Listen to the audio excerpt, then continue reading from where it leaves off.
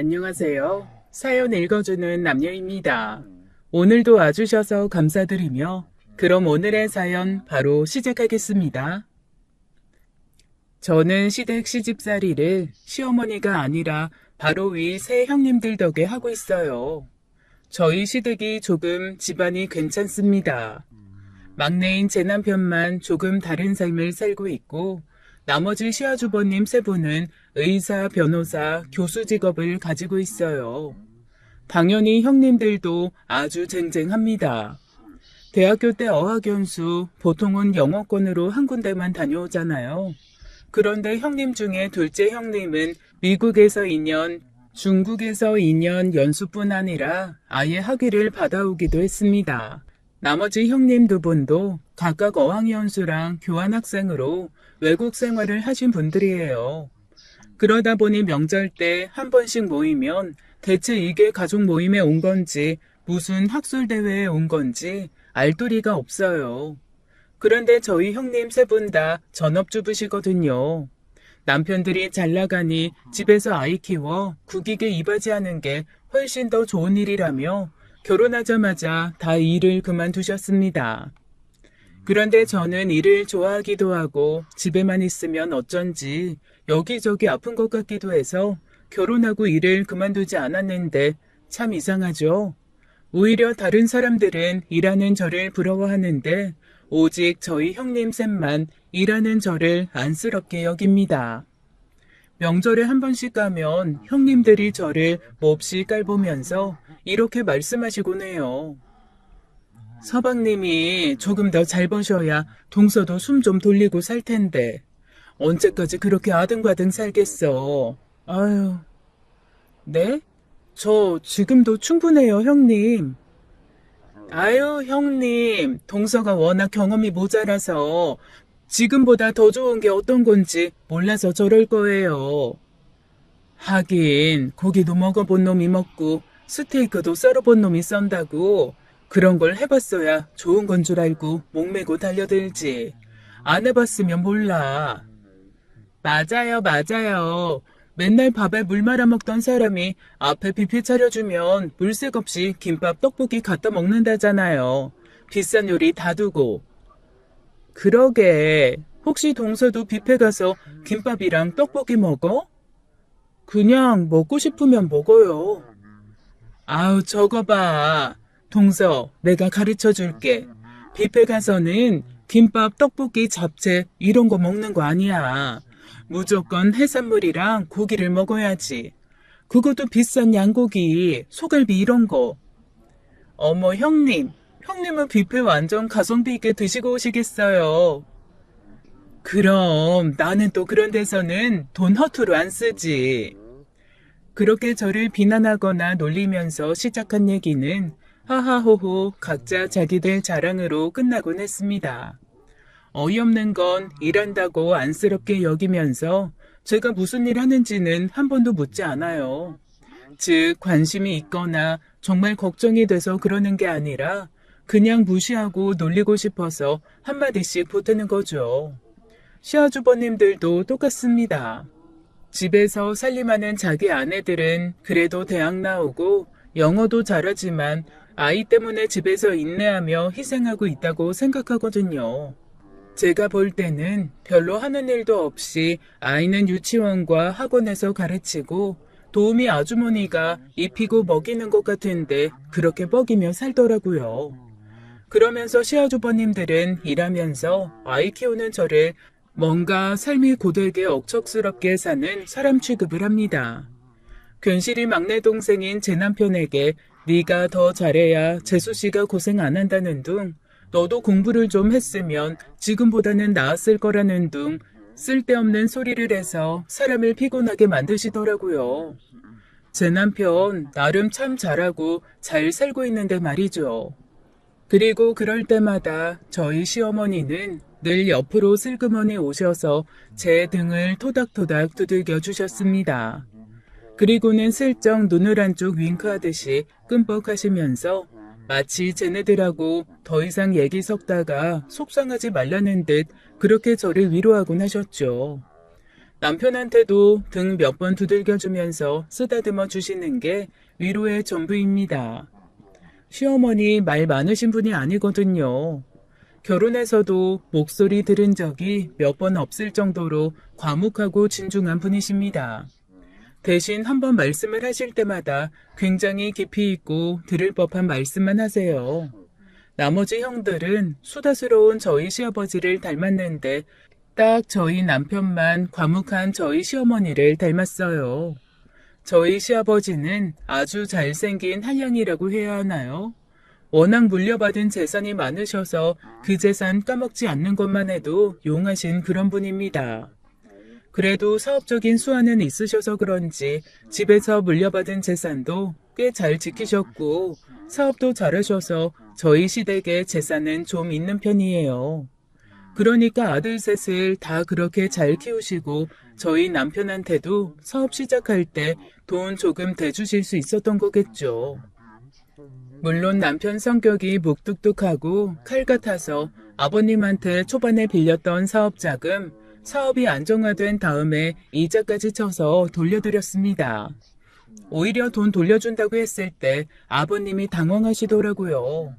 당신 생각에는 재산 미리 물려준다 생각하고 받을 생각 없이 투자하신 건데 남편이 굳이 갚겠다고 달려드니 뭐 이런 놈이 있나 싶으셨던 모양입니다. 사실 위로 의사, 교수, 변호사인 시아주버님들 아버님에게 이래저래 뜯어간 게 많거든요. 의사 시아주버님은 개원하겠다고 돈 가져다 쓰고 몇 달 만에 망해서 다시 남의 병원 페이닥터로 들어가면서 입 싹 닦았고 변호사 아주버님도 개업한다고 꽤 돈을 가져간 걸로 알고 있습니다. 교수 아주버님은 다른 형제들처럼 사무실을 내기는 애매하니 집 살 때 자기가 할 수 있는 것보다 무리스러운 걸 골라놓고 모자란 돈 아버님에게 받아갔거든요. 다들 쉬쉬하지만 저랑 남편이 바보가 아닌 이상 모르지는 않죠. 그래서 아마 남편이 사업을 하겠다고 했을 때 아버님이 돈을 묻지도 따지지도 않고 내미셨던 거였을 거예요. 다들 먼저 손 내밀어서 돈 받아갔는데 우직하고 곰 같은 막내만 달라는 소리도 안 하고 재산 나눠달라는 말도 안 하니 반은 신통하고 반은 답답하셨던 거겠죠. 그런데 그나마도 갚겠다고 하니 시아버님으로서는 황당하실 만도 했습니다. 그때 제가 남편한테 한번 물어본 적이 있거든요. 여보, 그런데 부모님이 자금으로 그렇게 주신 거 굳이 뭐하러 돌려드려? 그 정도 좀 받아도 되는 거 아니야? 그걸 내가 왜 받아? 내 돈 아닌데. 그리고 아무리 부모 자식 지간이지만 어쨌건 이렇게 큰 돈 왔다 갔다 하면 상속이며 증여며 여튼 머리 복잡해져. 사업하는 집에서는 그런 거 제일 경계해야 돼. 그리고 아버지 돈 없이도 내 능력으로도 충분히 잘할 수 있는데 내가 왜 그 돈을 받냐? 남편이 저한테 이렇게 설명한 말이 제가 남편과 연애 결혼 도합 10년 동안 가장 길게 들은 말이었어요. 오죽하면 듣는 내내 남편이 말한 내용보다 이 남자가 이렇게 길게 말을 할 줄도 아는 사람이구나라는 게 더 신기해서 넋놓고 들었다니까요. 그만큼 제 남편 말도 없고 무뚝뚝합니다. 그리고 두 번 말하게 하는 거 세상에서 제일 싫어해요. 연애할 때도 제가 인연을 졸랐는데 결국 사랑한다는 말을 딱 한 번 하고 말았습니다. 한 번 사랑한다고 했으면 된 거지 뭘 자꾸 하냐는 거죠. 말이 땅에 떨어지면 그냥 그걸로 끝인 그런 사람입니다. 처음에는 좀 서운했죠. 여자들은 가끔 좀 튕기면서 좋으면서도 싫다고 하고 한번 토라지는 척하면서 괜히 어깃장도 놓고 하잖아요. 그런데 남편은 그런 게 일절 통하지 않습니다. 놀러가서도 제가 뭔가 서운해서 나 안 가, 자기 혼자 가 그러면 정말 두 번 묻지도 않고 저를 두고 혼자 가버립니다. 입력 대비 출력이 정확한 사람이라고나 할까요? 그래서 정말로 놀이공원 앞까지 갔다가 저 두고 혼자 가버린 적이 있다니까요. 제가 그날 너무 속상하고 억울해서 혼자 악착같이 야간 개장 시간까지 발이 퉁퉁 붓도록 놀이공원에서 놀고 나왔는데 글쎄 거기 서 있더라고요. 그래서 제가 물었죠. 왜 왔어? 그리고 왔으면 전화를 하지. 혼자 있고 싶다며. 그런데 집에 혼자 가는 건 위험할 것 같아서 데려다 주려고 기다렸지. 그때 사실 알았습니다. 이 사람이 정말 저를 사랑하는데 진짜 빈말 못하고 못 알아듣는 사람이라는 걸요. 그날 이후로 저는 돌려 말하고 비유해서 말하는 걸 싹 그만뒀습니다. 맞춰줘야지 어쩌겠어요. 하지만 연애야 그런 식으로 한다 쳐도 이런 사람이 대체 어떻게 사업을 하나 걱정이 되더라고요. 그런데 회사 사람들을 만나고 나서는 이런 성격이라서 사업을 할 수도 있는 거겠구나라는 생각이 들었습니다. 회사에서도 딱 결정하면 하세요, 혹은 하지 마세요. 그 두 개 말만 하면 끝이더라고요. 당연히 직원들이 알아서 뭔가를 해오면 거기에 대해서도 이러쿵 저러쿵 말이 없답니다. 그러니 직원들이 자연스레 남편이 하라고 했으면 더 책임감을 가지고 뭔가 아이디어를 내며 성실하게 일을 하는 거죠. 그리고 하지 말라고 했으면 하지 말라는 이유를 찾아내서 하게끔 만드는 솔루션을 가지고 오니 어떻게 보면 남편의 그 무뚝뚝한 게 직원들을 성장시키는 동력이 되었더라고요. 제가 한번 사업 초기에 직원 몇 명 없을 때 저희 집으로 초대해서 집들이를 한 적이 있었거든요. 그때 직원들이 이구동성으로 하는 얘기가 그거였습니다. 저희 대표님 엄청 과묵하신데 그래도 다 생각하고 이끌어 주셔서 저희가 성장할 수 있는 동력이 돼요. 너무 감사해요. 그리고 그 자리에는 남편이 사업을 할 수 있게끔 사내 벤처를 허락해 주신 남편이 원래 다니던 회사 대표님도 오셨거든요.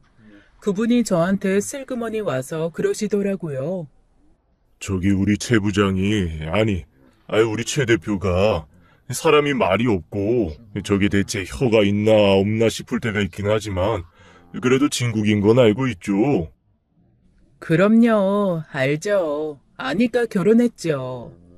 그러니까 답답한 거 있을 때마다 꼭 지금 안다고 했던 말 기억하시고 너무 속상하면 그냥 저한테 얘기하세요. 제가 아주 단단히 홍군형을 내줄 테니까. 내가 우리 사모님한테 도움받은 게 많아서 그런 식으로라도 갚아야지. 아휴, 저 정말 사모님 도움받는 것도 잊지 않을 겁니다. 앞으로도 우리 좀 힘들고 도와달라고 하면 꼭 좀 도와주세요. 제가 돕고 아니고가 뭐가 있어요. 그냥 남편 일 잘 됐으면 해서 하는 거죠. 그게 돕는 거죠. 그게 진짜 내조지. 어쨌건 오늘 요리도 맛있고 너무 감사합니다.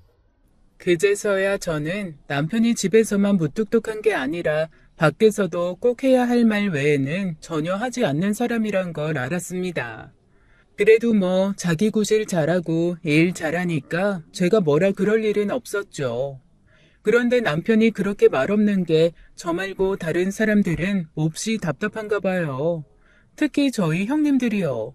명절 때 만나면 항상 그거 가지고 저한테 약간 위로한달까 동정한달까 그런 식으로 말씀을 하시는데 어느 순간부터인가 그게 몹시 불편해지기 시작했습니다. 게다가 형님들이 저만 보면 이렇게 뭔가 가르치려고 들고 이것저것 참견하는 게 영 불편하거든요. 하지만 이게 다 결혼 초에 첫 단추를 잘못 끼워서라는 거 저도 알고 있어요. 제가 사실 고등학교만 나왔거든요. 하지만 대학교 갈 수 있었어요.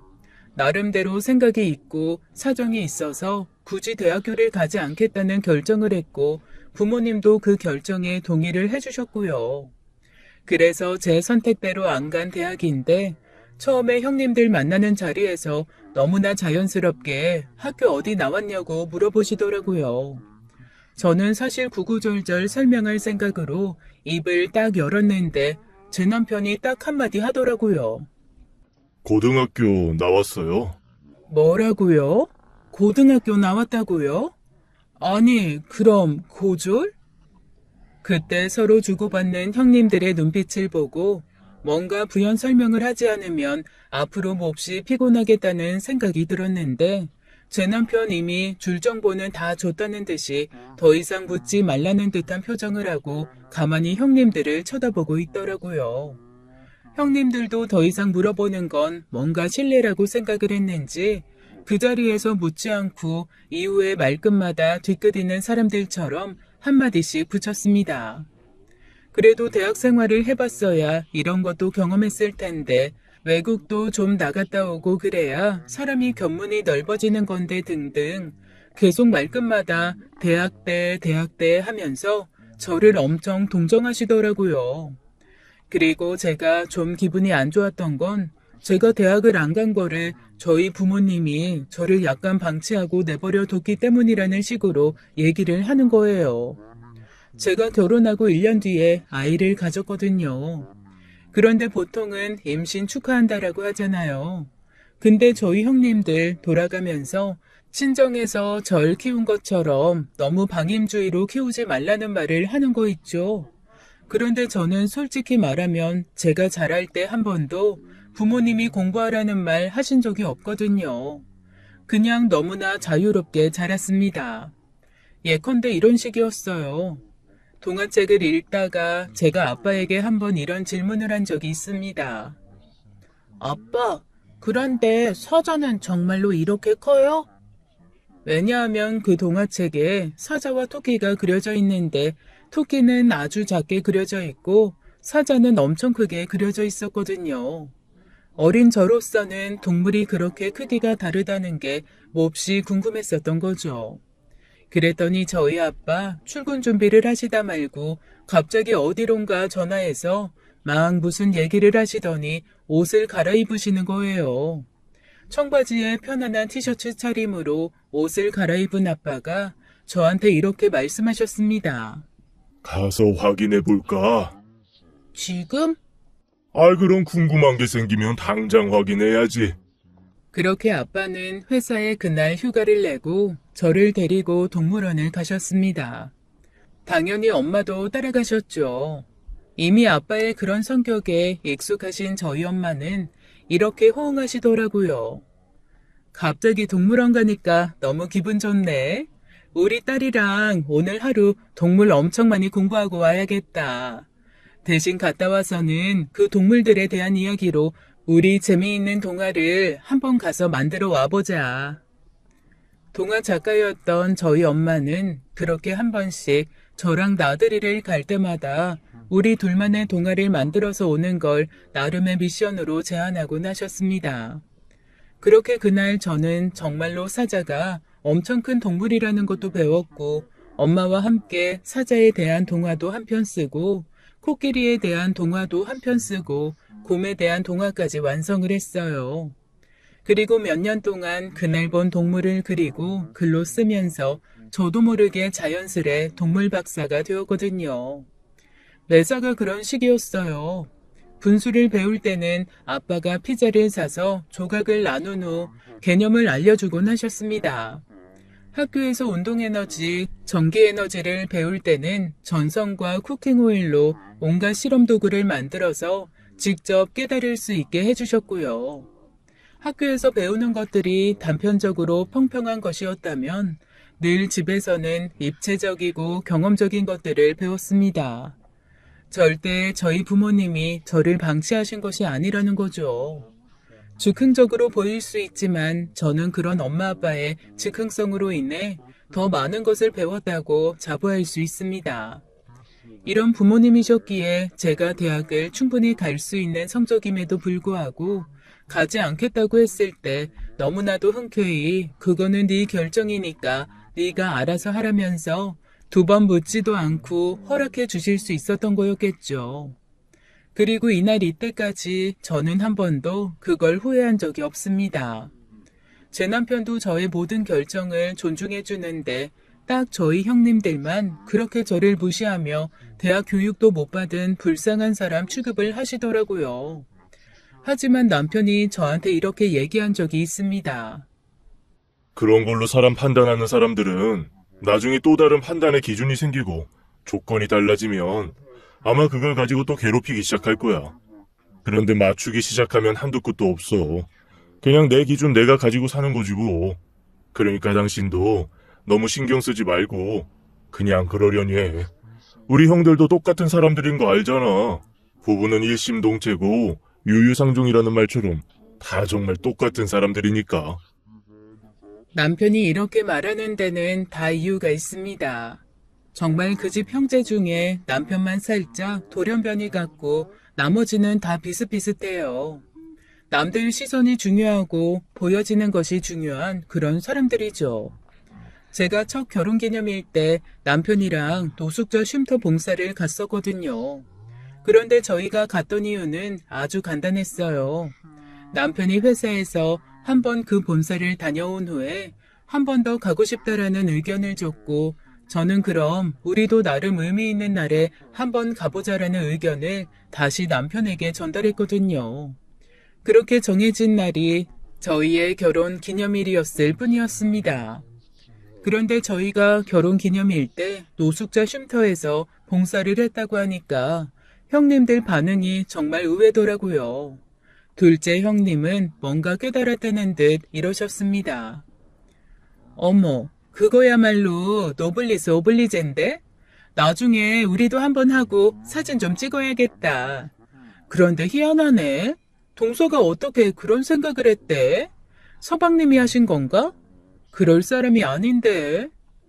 그 순간 제가 뭘 들은 건가 싶더라고요. 아니, 봉사가 사진 찍으려고 하는 건 아니잖아요. 그런데 형님 중에 하나가 또 저한테 그러시는 겁니다. 아니, 동선에는 딱히 그런 봉사가 사회적으로 필요한 사람들도 아닌데 굳이 왜 그런 데 가서 그런 고생을 했어? 아, 혹시 SNS 같은 거 열심히 하나? 사진 필요했어? 그 순간 제가 대체 이걸 무슨 소리를 듣고 있는 건가 싶더라고요. 아니, 봉사가 무슨 보여주기식 행사도 아니고 그런 식으로 말씀을 하신다는 것 자체가 저는 조금도 이해가 되지 않았습니다. 그래서 남편을 한번 흘끗봤는데 남편이 미간을 찡그리고 그냥 고개를 쓱쓱 젓더라고요. 그 말인즉슨 말 섞지 말고 그냥 가만히 있으라는 소리거든요. 남편이 굳이 얘기하지 않는데 제가 뭐라고 말할 수 있나 싶어서 그냥 웃고 말았습니다. 그 외에는 그런 일이 여러 번 있었어요. 그런데 정말 저는 솔직히 말하면 시간이 지나서 그래도 제가 어떤 사람인지 알고 저의 진심, 저의 캐릭터를 좀 알면 형님들이 그래도 저를 대하는 태도가 좀 바뀌지 않을까라는 기대를 하기도 했습니다.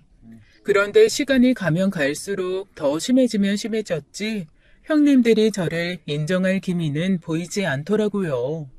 오히려 무시하는 강도가 조금씩 강해지고 더해지기 시작했습니다. 저는 어지간한 얘기는 별로 속상해하거나 자존심을 상해하는 사람이 아니라서 이런저런 신경 안 쓰는 편이거든요. 그런데 딱 한 번 정말 너무너무 속상했던 일이 있었습니다. 엄마가 유방암 수술을 하셨거든요. 그러고 나니 속옷이 영 불편하신 모양이었어요. 좀 비싼 속옷들은 가슴에 크게 부담되지 않게 편안한 경우가 좀 있잖아요. 그래서 그냥 엄마 좀 편안한 속옷 사드리고 싶다는 생각에 백화점을 갔습니다. 백화점 속옷 비싸죠. 일반 시장에서 파는 것보다는 비싼 거 저도 압니다. 그렇다고 해서 집 한 채 값 이렇게 하는 거 아니잖아요. 저도 돈 버는 사람이고 암 때문에 고생하신 엄마한테 좋은 속옷 정도는 사드릴 수 있는 거 아니겠어요? 그래도 딸인데 말입니다. 백화점 매장에 가서 이것저것 속옷을 고르고 있는데 갑자기 뒤에서 절 부르는 소리가 들리는 거예요. 동서가 여긴 웬일이야? 저희 셋째 형님이었습니다. 아, 형님, 저 속옷 좀 사러 왔어요. 아, 이 브랜드로? 동서가 이 브랜드를 알아? 그 말에서부터 이미 좀 쎄한 기운이 느껴졌습니다. 그냥 속옷 브랜드잖아요. 아니, 여기 꽤 비싼데? 요즘에 서방님 사업 잘 되시나 보다. 아, 그 사람이랑 상관없이 그냥 저희 엄마 좀 사드리려고요. 어머, 세상에. 엄마랑 사이가 많이 좋은가 봐. 이런 것도 막 덥석덥석 사드리고. 그때부터 제 기분이 조금 상하기 시작했습니다. 형님은 제 기분은 아랑곳하지 않고 계속 뭔가 이상한 얘기를 하더라고요. 이 속옷이 무슨 어디 외국 디자이너가 만든 속옷인데 금액대도 좀 있고 각 타입마다 한정적으로 나와서 사기도 힘든 그런 속옷이라나요? 그러거나 말거나 저는 그냥 엄마가 편하게 입으셨으면 좋겠다라는 생각으로 온 거였는데 자꾸만 그 뉘앙스 자체가 네가 감히 이런 데서 속옷을 사? 그런 느낌인 거예요. 영 기분이 좋지 않았습니다. 그래서 그냥 대충 얼버무리고 형님이랑 헤어지려고 했죠. 그런데 참 끈질기게도 계속 저한테 쫓아다니면서 이런저런 얘기를 하기 시작하는 거예요. 그런데 그 말인즉슨 제가 백화점 와서 쇼핑할 거라고는 생각도 안 했고 백화점에 와서도 이런 명품 매장에서 만날 거라고는 생각도 안 했다는 겁니다. 저를 여기서 만나서 자기가 너무 놀라서 신기했다는 그런 얘기를 지치지도 않고 옆에서 둘러둘러 하더라고요. 아니 뭐 제가 못 올 곳 왔습니까? 그리고 백화점이 그렇게 훌륭한 분들만 오시는 그런 곳인가요? 그냥 자기 물건 필요하면 물건 사러 올 수 있는 곳이잖아요. 그런 걸 가지고 이렇게 호들갑을 떠는 것 자체가 그동안 대체 나를 어떻게 봤길래 이러나 싶은 생각이 들면서 어이가 없더라고요. 그러거나 말거나 저는 그날 형님하고 대충 얘기를 마무리하고 집으로 돌아왔습니다. 내내 기분이 안 좋았지만 남편한테 말해봐야 별다른 반응도 오지 않을 것 같고 해서 그러려니 했죠. 그런데 문제는 며칠 뒤에 시댁에서 모두가 모였을 때였습니다.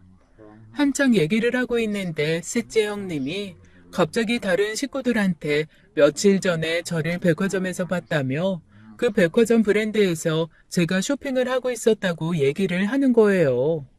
아니 무슨 못 갈 곳을 제가 간 것도 아니고 신기한 곳에서 저를 봤다는 것처럼 얘기하는데 기분이 영 그렇더라고요. 그런데 그 순간 갑자기 첫째 형님이 영어로 뭐라고 막 하시는 거 있죠? 그 브랜드명과 섞어서 영어로 얘기를 하시는데 딱 그냥 느낌상 그 브랜드에 대한 얘기를 그냥 영어로 하시는 듯 했습니다. 그랬더니 셋째 형님이 너무나 화사하게 웃으면서 또 영어로 막 대답을 하더라고요. 두 사람 얘기를 듣던 둘째 형님이 영어로 슬그머니 끼어들면서 한마디 툭 던졌습니다. 왜 갑자기 잉글리시 타임이에요? 우리 이제 영어로 얘기해요? 근데 나는 너무 좋다. 형님이랑 동서랑 다 영어를 잘하니까. 나 안 그래도 영어 쓸 데가 없어가지고 어학연수 갔다 온 거 말짱 황될까봐 조금 불안했거든요. 더 늦기 전에 어디 회화 수업이라도 들어야 하나 했는데 앞으로 형님, 동서랑 영어로 얘기하면 되겠다. 완전히 회화 연습되고 너무 좋은데요? 그래? 그럼 앞으로 우리 기회 될 때마다 영어로 얘기 좀 하지 뭐. 그렇게 시작된 셋의 영어 타임은 이후로도 종종 계속되었습니다. 저야 뭐 그러거나 말거나 별 신경 쓰지 않고 너희들은 떠들어라 나는 그냥 내 갈 길 가련다 하고 살았죠. 늘 그런 저에게 와서 어깨를 두들기며 눈빛을 보내주는 건 저희 시어머니 뿐이셨고요. 시어머니는 형님들 얘기에 별로 흔들리지 않는 분이셨거든요. 그래서 아마 며느리들이 이렇게 많아도 서로 싸우지 않고 잘 지낼 수 있는 것일지도 모릅니다. 그 누구의 말에도 일희일비하거나 흔들리지 않고 늘 공정하게 하시는 분이니까요. 아마 형님들은 그래서 시어머니가 좀 불만이기는 했을 겁니다. 누구 하나 잘난 척을 해서 그 잘난 척을 받아주는 부모가 있어야 그 부모 앞에서 나 잘났네, 너 잘났네 하면서 뽐내고 뻐기는 맛이 있을 텐데 잘났던 못났던 다 내 새끼다 하고 품어주시는 분이니까요. 영 자기네들이 잘난 척을 할 구실이 나지 않는 거거든요. 저한테야 그런 시어머니가 공평하고 좋았지만 아마 다른 형님들은 시어머니가 그렇기 때문에 오히려 불편했을 수도 있어요. 형님들이 시어머니를 불편하게 생각했다는 거는 얼마 뒤에 밝혀지고 말았습니다. 바로 시아버지가 갑자기 돌아가신 사건 때문이었어요. 저희 시아버지 평소에 그래도 나름 건강하신 분이었는데 겨울에 한번 넘어져서 다친 고관절이 회복이 채 되지 않으셨거든요. 그걸 가지고 오래 고생하시다가 결국 폐렴이며 기타 합병증으로 돌아가시고 말았습니다. 노인들이 참 무서운 게 다리를 다쳐도 다른 곳에 합병증이 생기면 그걸로 돌아가시는 경우들이 생기더라고요. 그렇게 황망하게 저희 시아버지를 보내고 저희 시어머니는 장례를 치르자마자 바로 쓰러져 버리고 마셨습니다. 어쨌든 여성스럽고 수다스러운 저희 시아버지와 과묵하고 말없지만 속정 깊은 저희 시어머니는 남녀가 좀 바뀐 것 같은 캐릭터긴 했어도 몹시 금슬이 좋으셨거든요. 저희 시아버지 밖에서 아무리 즐겁게 놀다가도 저희 시어머니가 좋아하는 음식이 보이면 그 자리 피하고 음식 사들고 집으로 바로 달려오시던 그런 분이었습니다. 평생 서로가 첫사랑으로 알콩달콩 사시던 분께서 갑자기 세상을 떠나셨으니 저희 시어머니 얼마나 충격이 크셨겠어요. 그래서 시아버지 장례 치르고 돌아오자마자 바로 시어머니는 입원을 하고 말았습니다. 입원도 그냥 과로, 피로 이런 걸로 하신 게 아니라 이러다가 혹시 줄초상 치르는 거 아니야 라는 걱정이 들 정도로 꽝꽝 앓기 시작하셨어요. 열도 엄청나게 나고 헛소리도 하시고 2번 정도 정신도 잃으셔서 저희 자식들은 아버지 보낸 지 얼마 되지 않아 시어머니 간병에 혼이 쏙 빠져나갈 지경이었습니다. 그런데 이렇게 어머님이 힘들어하시는 그 와중에 저희 형님들 뭔가 분위기가 수상하더라고요. 저 눈치를 슬금슬금 보면서 자꾸만 셋이서 어디론가 나가 뭐라고 얘기를 나누는데 한 번은 제가 지나가면서 쓱 들었더니 재산 분할, 유산 이런 이야기를 하고 있는 겁니다. 그래서 제가 저도 모르게 아니 어머님이 이렇게 쓰러져 계시는데 어떻게 그 앞에서 재산 분할이며 유산 얘기를 하고 있나 싶어서 가만히 노려보았죠. 제 눈빛을 느꼈는지 셋째 형님이 그러더라고요. 앞으로 중요한 얘기는 영어로 하면 어떨까요? 개나 소나 다 알아들으면 보안도 문제가 있고. 그래. 좋은 생각이다. 우리나라 말은 단어가 중의적이라 이 말 저 말 하다 보면 정확하게 그 말의 뜻이 전달되지 않을 때가 있어. 근데 영어는 몹시 직관적인 말이잖아. 차라리 중요한 얘기할 땐 영어로 하는 게 낫겠어. 그러더니 그 다음부터 셋이서 신나게 영어로 떠들어대더라고요. 딱 느낌에 재산을 어떻게 빼돌리고 어떻게 나눠 가질지에 대한 논의를 하는 것 같았습니다. 제가 슬그머니 남편한테 물어봤어요.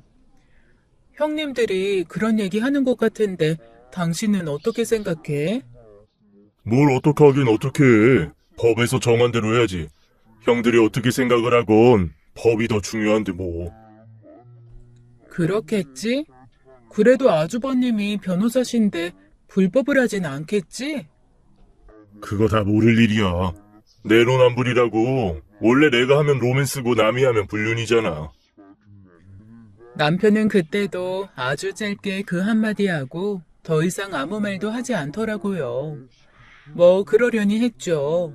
어쨌거나 저쨌거나 저희는 형제들끼리 과하게 재산을 나눈다고 해도 제 남편 성격에 거절하고 안 받을 게 뻔했거든요. 굳이 그럴 거 제가 애써서 미리부터 안달복달 할 필요가 없다는 생각이었습니다.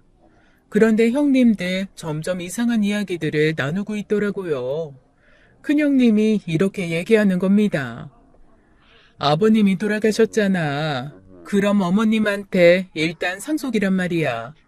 그런데 그걸 나중에 우리가 받게 되면 금액이 커져서 상속세가 아주 많이 나올 거라고.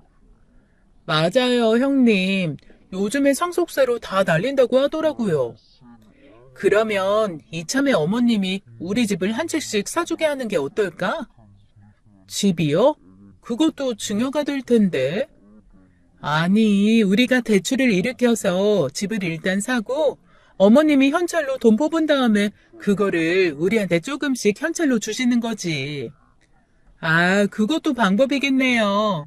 그런데 형님, 그러지 말고 어머님한테 금부치를 좀 사시게 할까요? 금부치? 무슨 금부치? 골드바 같은 거? 그런 거 구매 기록 남고 그러지 않아? 그렇죠. 골드바 같은 경우는 다 기록돼서 걸리니까. 그런 거 있잖아요. 금거북이, 행운의 열쇠, 금으로 된 두꺼비 이런 거요. 그런 것 좀 어머님이 사 모으시라고. 그래서 그걸 자식들한테 주면 어때요? 그것도 나쁘지 않은 생각이다. 그러지 말고 우리 이참에 차를 한 대씩 바꾸는 건 어때요? 다들 차 바꿀 때 되지 않았어요? 부모가 자식한테 차 사주는 것도 상속이라고 하겠어요? 아니면 어머님한테 우리가 차 살 돈 빌렸다고 차용증 써서 드리고 공증받지 뭐. 어차피 다들 용돈 드릴 거 아니야. 그거 계좌로 보내고 부채 상환하는 거라고 하면 되지 않겠어? 어머, 그것도 괜찮네요. 어차피 우리한테 빌려줬다 그러고 우리가 갚았다고만 하면 되니까. 맞아요. 형님이 돈 갚은 것도 그냥 어머님 통장에다가 돈 넣고 그 통장에 현금카드 만들어서 저희가 쓰고 다니면 돼요. 같이 골프 연습장 다니는 사람이 매번 현금카드만 쓰길래 저희가 왜 저러나 했더니 글쎄 이렇게 하고 있더라고요. 그 사람들한테 좀 물어봐. 슬그머니. 뭐 당연히 물려받을 거 규모가 다르긴 하겠지만 그 사람들이 쓰는 방법 갖다 쓰는 게 그게 제일 안전할 수 있어. 이참에 싹 다 정리해서 규모 좀 되면 아예 재단 하나 만들어서 앞으로 삼형제 세금 세탁 좀 할 때 써도 좋겠네요. 우리 큰형님이 대표하시고 둘째 형님이 이사? 저는 감사? 어머, 그 생각은 못했네. 장기적으로 보면 그것도 나쁘지는 않겠어. 후원금도 받고, 응? 어머, 다들 역시 배운 사람들이라 머리가 팽팽 돈다, 진짜. 아니, 이 와중에 나 너무 웃기네요. 동서, 지금 삼형제라 그런 거 알아? 막내 서방님 너무 확 빼버리는 거 아니야? 읍스, 아유, 죄송해요. 아니지, 내가 형님한테 죄송할 건 아니죠. 제가 이래요. 자꾸 까먹어. 존재감이 미미해서 그런 건가? 뭐 나도 그래. 어차피 막내 부부는 사는 세상이 다르잖아. 우리가 재단을 설립하건 뭐하건 여튼 둘 다 관심도 없을걸? 만약에 재단 설립할 거면 어머니 살아계시는 동안 하는 게 낫겠죠? 그래도 이런 건 살아생전 전 재산으로 설립하고 언론에 사진도 좀 나가고 그래야 분위기가 좋던데요? 그래야지. 설립자 인터뷰도 좀 하고 그래야 돌아가시자마자 추모 행사하고 하면서 바로 돈 들어올 구석들이 만들어지니까. 어이가 없더라고요. 아니 어머님은 아버님 돌아가시고 나서 저렇게 시리에 빠져 쓰러진 채 힘들어 하시는데 며느리라는 사람들이 어머님이 회복하시고 나면 어떻게 재산을 빼돌릴까 그걸 논의하고 있다는 것 자체가 너무 어이없고 화나고 황당했습니다. 그런데 이야기는 점점 점입가경이었어요. 결국에는 얘기가 어디까지 나왔느냐면 어머님이 해외에 부동산을 사고 그 부동산을 해외에서 매각한 후에 그 돈을 나눠 갖는다는 얘기도 나왔고 자식들이 골프장 회원권을 하나씩 갖는다라는 얘기도 나왔습니다. 이건 뭐 금부치, 차 이런 건 애교더라고요. 아니 아버님 재산이 그렇게 많았나 싶기도 하고 이렇게까지 해서 어머님한테 한 푼도 남겨놓지 않고 탈탈 털어가야 저 사람들 속이 시원할까 싶기도 하면서 얄미워지기까지 했습니다. 활용 점정은 둘째 형님의 얘기였어요. 그러지 말고 이참에 재산 싹 정리해서 우리가 금붙이며 해외 부동산, 해외 골프장, 국내 골프장 회원권, 콘도, 그리고 또 뭐가 있지? 아, 시골에 땅이랑 집 이런 걸로 나눠서 다 같이 공평하게 받고 어머님은 그냥 지금 사시는 집 모기지로 내서 계속 사시게 하는 건 어때요? 어머, 그것도 괜찮은 생각이다. 어차피 생활비 그렇게 많이 안 드실 거고 지금 집 시세로 모기지로 나시면 앞으로 10년 정도는 충분히 사실 텐데 그 이후에 돈 들어가는 건 각자 집에서 조금 각출하면 되지 뭐. 맞아요. 그렇게 하면 되니까 저희가 어머님 고려정 하겠다는 것도 아니고 어쨌건 있는 재산 조금 더 세금 덜 내고 지혜롭게 받자고 이러는 거니까. 그리고 그때 돼서 막내가 좀 모셔도 되죠 뭐. 어머니랑 있었던 물리적 시간이 제일 적어서 애틋할 텐데. 가시기 전까지 같이 있으면 좋지 뭐. 어머, 그러네. 안 그래도 어머님이랑 제일 닮았잖아, 막내 서방님. 그리고 동서도 어머님이랑 잘 맞고. 그럼 되겠다. 세상에, 모기지론 별로 필요 없겠네. 아예 집도 정리하고 막내네로 들어가시는 건 어때요? 설마 그래도 사업하는 집인데 돈 받겠어요? 가끔 용돈 개념으로 돈 10만 원 동서 쥐어주면 되지 않을까? 당장 그렇게 하는 건 남들 보기에도 모양새가 안 좋으니까 그건 일단 큰 그림 그려놓고 한번 방법을 만들어보자. 이게 재산 정리랑 어머님 거취가 한 번에 정해지면 이상한 오해를 받을 수가 있어. 단계적으로 해야지. 아우, 그럼요. 부모 재산 더 받자고 이상한 계획 세우는 나쁜 사람들, 그런 사람들이랑 우리는 질적으로 다르죠. 우리는 절세를 위해서 고민하는 거잖아요. 제가 듣기에는 다 똑같은 사람들인 것 같은데 어떡하든 자기네들은 다르다며 그런 계획들을 세우고 앉아있는 꼴들이 아주 어이가 없고 꼴사납더라고요. 그래서 제가 남편한테 형님들이 이런 얘기를 하고 있다라고 알려줬더니 저희 남편 또 이렇게 한마디로 끝냈습니다. 냅둬. 뭐 냅두라니 냅둬야겠지만 제 마음이 편하지는 않더라고요. 어머님의 입원은 점점 길어졌어요. 아무래도 한번 쓰러지신 분이 기력이 딸리니 도저히 일어나지 못하시는 것 같았습니다. 형님들은 처음에는 어머님 병원을 뻔질나게 드나들더니 장기적으로 길어지니 병원도 찾지 않기 시작하더라고요. 저만 어머님한테 꾸준히 가서 다리도 주물러드리고 어깨도 주물러드리고 말도 걸고 하며 어머님을 돌봤습니다. 한 번씩 형님들이 올 때마다 빈말로 대충 공치사는 하더라고요. 동서가 수고하네. 회사도 다니고 일도 해야 되는데 이렇게 어머니까지 돌봐주니 우리가 참 동서볼라치 없다. 하지만 그러면서도 절대로 자기네들이 순번 정해서 오겠다는 얘기 안 하더라고요. 얄미웠지만 부모에 대한 효도를 누군가가 강요할 수는 없는 거니까요. 다만 저 사람들이 어머님 재산을 싹 빼갈 거란 생각을 하니까 그거 하나는 좀 부하가 치밀었습니다. 게다가 병원에 와서도 형님 셋이 영어로 계획을 세우는 건 계속되더라고요. 어머님이 누워 계시고 어차피 못 알아들으시는 말이니까 아주 편하게 자기네들끼리 영어로 대화를 하는 것 같았습니다. 아니 그럴 거면 카페 같은 데 모여서 하거나 전화로 하지 정신사납게 꼭 셋이 같이 병원에 와서 그러고 떠들다 가는지 알도리가 없었어요. 오죽하면 형님들이 한 번씩 왔다 가면 같은 병실에 있는 다른 보호자들이 형님들이 혹시 외국 사람이냐고 물어볼 정도였어요. 한 명씩 오는 것도 아니고 셋이서 꼭 못난이 삼총사처럼 몰려다니며 영어로 떠들어대니 저로서는 민망하지만 할 말이 없더라고요. 저런 사람들한테 형님이라고 해야 되는 저도 좀 짜증이 나고 며느리라고 저런 사람들이 와야 하는 우리 어머님도 좀 불쌍했습니다. 코빼기도 비치지 않는 위의 아들 셋은 짜증이 났고요. 하여간 이래저래 마음이 복잡했어요. 그렇게 어머님은 6개월 정도 병원에 입원을 해 계셨습니다. 생각보다 몹시 오래 계셨죠.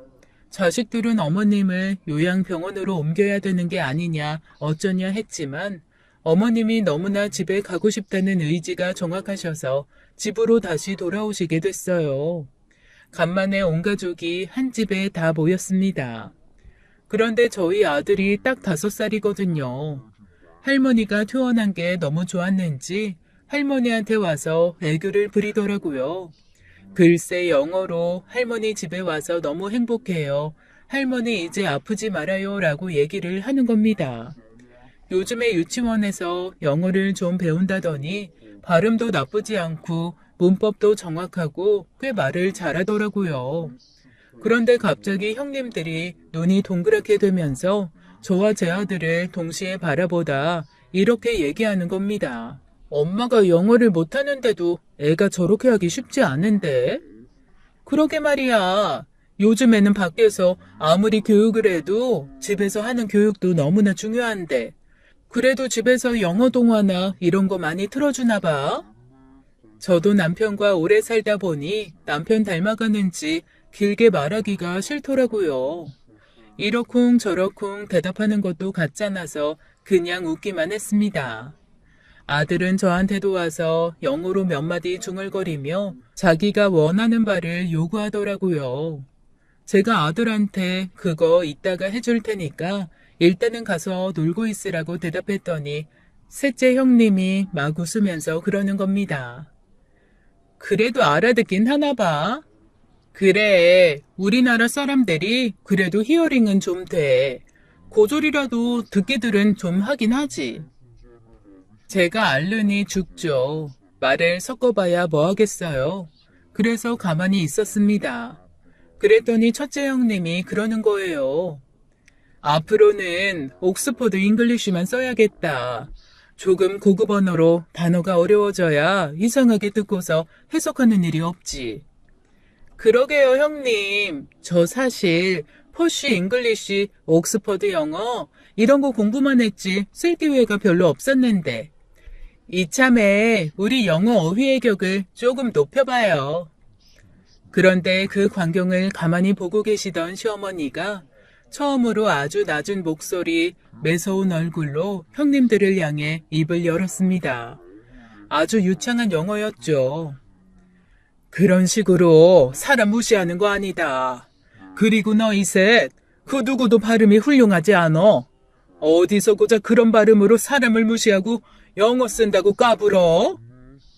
새 형님의 얼굴이 그야말로 돌처럼 굳었습니다.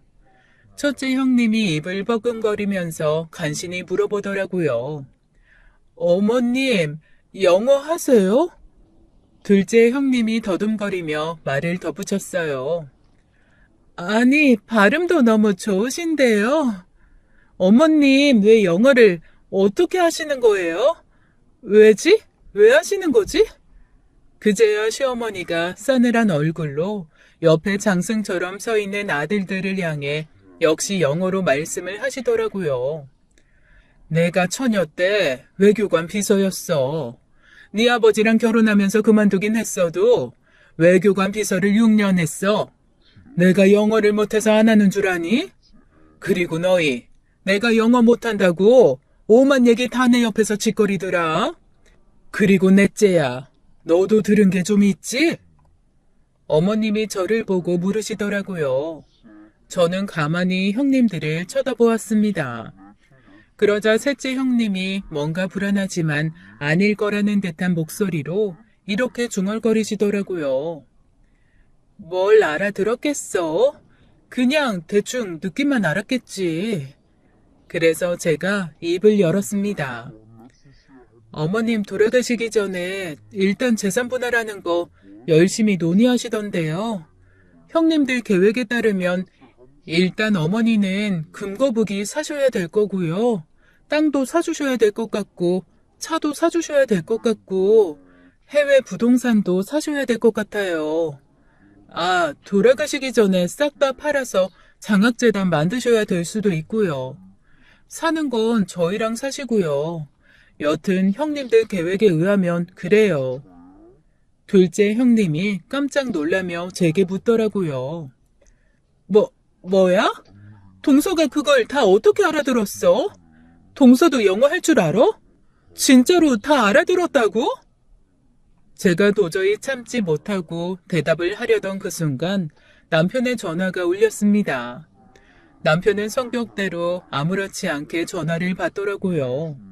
다들 이 중요한 순간에 전화 좀 안 받으면 안 되나 하는 눈빛으로 남편을 바라봤지만 제 남편 이런 거 아랑곳하지 않는 사람이니까요. 무심하게 전화 받아서 야무지게 통화하더라고요.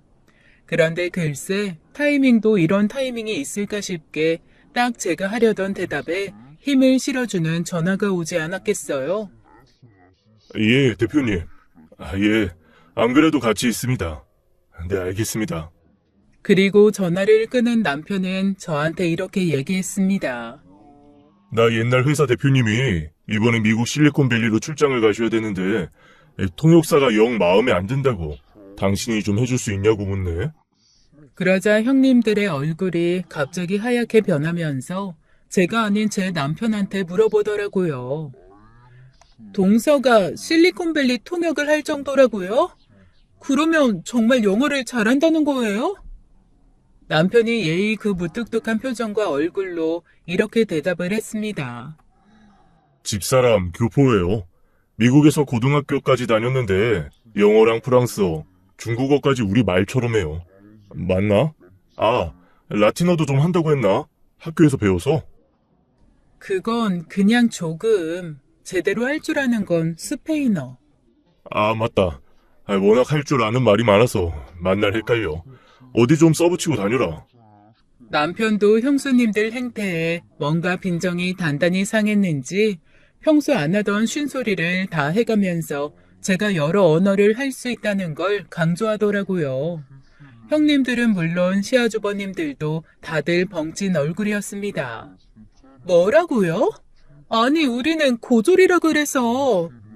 저 고등학교 조기 졸업하고 그냥 바로 취업했어요. 보통 다들 취업하려고 대학 가는데 저는 고등학교만 졸업해도 충분히 취업이 가능해서요. 아, 그리고 형님 쓰시는 중국어 그거 북경어 아닌 것 같던데 약간 성조가 이상하시더라고요. 중국인 앞에서는 안 쓰시는 게 나을 것 같아요. 아니면 제가 잘 아는 중국어 대학 교수님 있는데 개인과에 연결해 드릴까요? 발음 교정 한번 받아보실래요? 그제야 저한테 전혀 관심 없던 형님과 아주버님들이 저한테 직업을 물어보더라고요. 아니, 그냥 일반 회사 다니는 거 아니었어요? 재수 씨 무슨 일 하는데요? 저 AI 개발자예요. AI 개발자요? 아니, 그거 연봉 엄청 높지 않나? 할 줄 아는 사람 별로 없어서 부르는 게 몸값이라던데.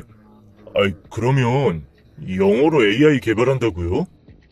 네, 아무래도 팀을 꾸리면 대부분 외국인들이라 그냥 저희는 영어로 소통하는 게 훨씬 편해요. 뭐 굳이 한 회사에 있을 필요 없어서 국내 유명한 대기업들 AI 개발자 팀이랑 프리랜서로 같이 일해주고 있고요. 와, 아이, 그걸 어떻게 지금까지 말씀을 안 하셨지? 굳이 뭐 말할 필요 있나요? 무슨 일 하냐고 빈말이라도 물어본 적 없으시기도 하고. 아, 얼마 전에 AI 관련 특허 침해 건으로 소송 하나 들어온 거 있으시죠? 그 의뢰 회사가 이번에 제가 일하고 있는 그 회사예요. 용어 어려워서 고전하신다는 얘기는 들었어요. 혹시 도움 필요하시면 말씀해 주세요. 제가 고문료 저렴하게 받고 도와드릴게요. 그제야 아주버님과 형님들의 얼굴이 하얘지면서 저와 남편을 번갈아 보더라고요. 어머님이 말씀을 이어나가셨습니다. 네 시아버지 출장 다닐 때마다 내가 괜히 따라가는 줄 아니? 통역해주러 갔어. 그러다가 쟤를 만났다. 너무 탐나는 애라 내 막내 아들 소개시켜줬고 고맙게도 자기가 태어나서 자란 미국 땅 떠나서 한국으로 와주겠다고 하더구나. 그런데 그런 아이를 내 며느리 셋이 그렇게 무시하며 홀대를 하는데 애가 성격이 무난하니까 이런저런 얘기 안 하고 그냥 너희 무시 그대로 받고 살았던 거라는 거 모르겠니? 그제서야 형님들이 사색이 되며 저한테 슬금슬금 눈치를 보기 시작했습니다. 그리고는 따로 나가서 얘기를 좀 하자고 하더라고요. 그런데 저 한번 틀어지면 아닌 건 아닌 성격이거든요. 제가 어깨를 으쓱하며 형님들한테 아주 고급스러운 옥스포드 잉글리쉬로 다다다 쏘아붙였습니다. 얼굴을 보아하니 제 말을 반도 못 알아들은 것 같기는 했지만 어쨌건 요지는 이거였어요. 어머님 재산 그런 식으로 빼돌리려고 하는 거 굉장히 비합리적이고 비합법적인 일이에요. 어차피 어머니도 대충 알고는 계시지만 저는 지금까지 들었던 사실을 모두 어머님께 말씀드릴 거고요. 형님들은 앞으로 내 앞에서 영어를 쓰시던 말던 상관은 없지만 더 이상 그런 식의 뒤로 하는 작전은 안 짰으면 좋겠네요.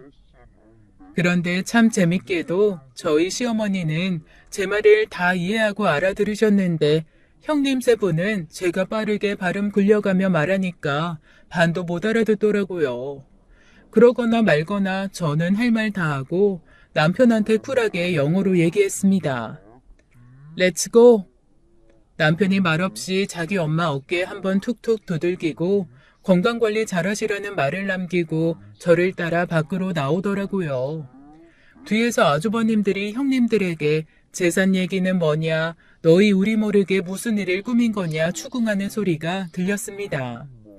아마 형님들이 아주버님들한테도 말 안 하고 자기네들끼리 일을 꾸몄던 모양이에요. 형님 셋과 아주버님 셋이 과연 어머님한테 어떤 얘기를 들을지는 모르겠지만 저는 일단 속은 시원합니다.